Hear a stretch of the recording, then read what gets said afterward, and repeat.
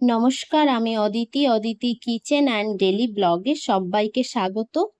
তো আজ বানাবো ফ্রাইড রাইস, যা খুব কম সময়ে কম উপকরণ দিয়ে সহজেই ফ্রাইড রাইসটা বানিয়ে ফেলতে পারবেন বাড়িতে, আর খেতেও দুর্দান্ত অসাধারণ হয়।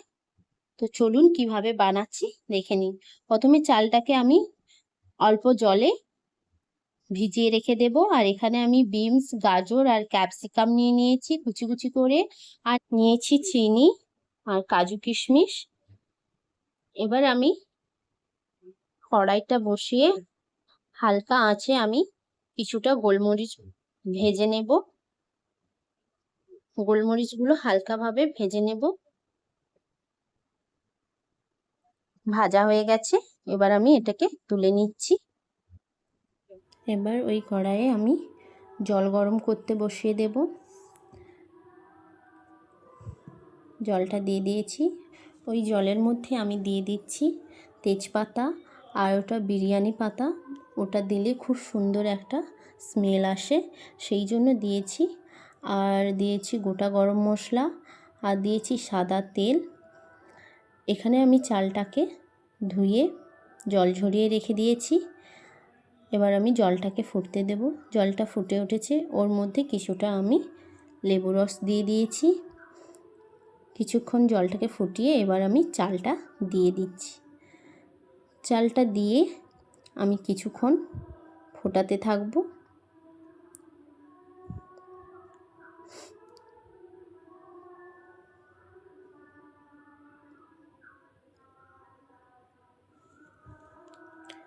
ভাতটা ফুটে উঠেছে, এবার আমার ভাতটা তৈরি হয়ে গেছে, আমি তুলে নিচ্ছি। এবার ওই কড়াইয়ের মধ্যে আমি পুরো ফ্রায়েড রাইসটা আমি ঘিতেই করব, তার জন্য আমি অনেকটা পরিমাণে ঘি দিয়েছি। ঘিটা গরম হয়ে গেছে, এবার ওর মধ্যে আমি দিয়েছি বিনসটাকে আমি হালকাভাবে ভেজে নেব।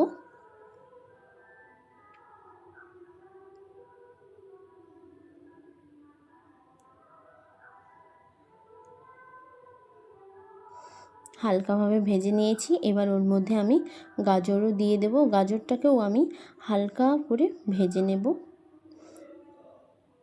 কম আঁচেই হালকাভাবে ভাজবো। এবার ওর মধ্যে আমি ক্যাপসিকাম কুচিগুলোও দিয়ে দিচ্ছি। দিয়ে কিছুক্ষণ ভেজে নেব।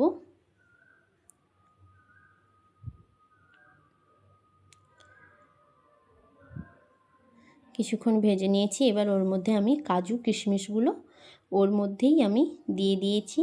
দিয়ে একসাথে আমি ওগুলো ভাজতে থাকবো।